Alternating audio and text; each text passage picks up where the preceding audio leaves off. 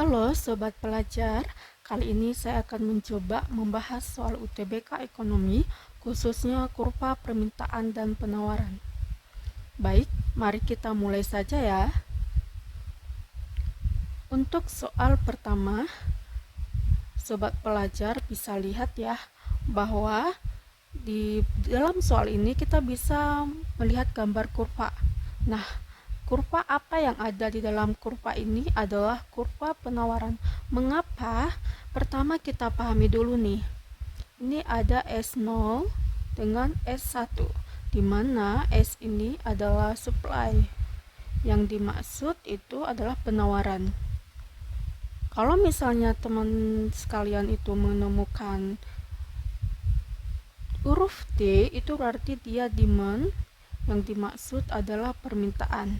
Tetapi karena di soal tergambar kurva supply, berarti kita fokus terhadap penawaran. Yang pertama kita baca soal. Faktor apa yang mungkin dapat menyebabkan pergeseran kurva supply dari S0 ke S1? Jadi teman-teman sekalian, ya kita fokus faktor penyebab dari pergeseran kurva supply. Saya kasih trik tercepatnya yang kita pahami adalah pergeseran, teman-teman sekalian. Jadi pergeseran ini merupakan salah satu deskripsi kurva. Ya, di sini ada dua jenis deskripsi kurva yang harus teman-teman ketahui. Yang pertama, kurva dalam bentuk pergerakan.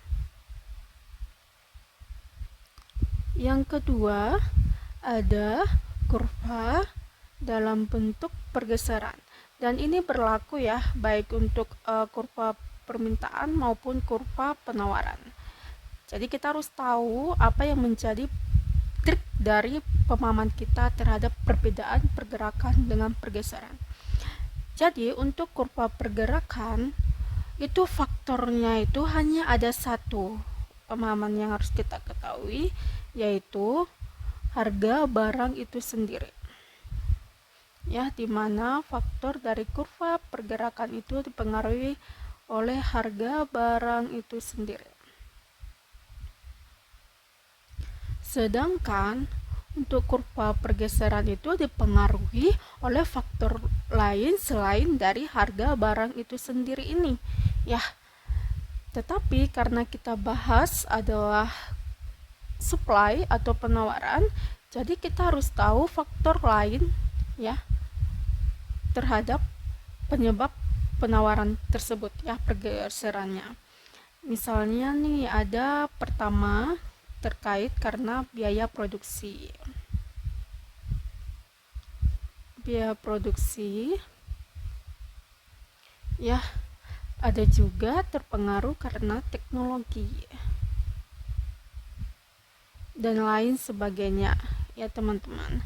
Nah, di sini saya tidak perlu panjang ya mengetahui apa itu faktor-faktornya, tetapi saya mau ngasih trik cepatnya dalam membahas soal ini.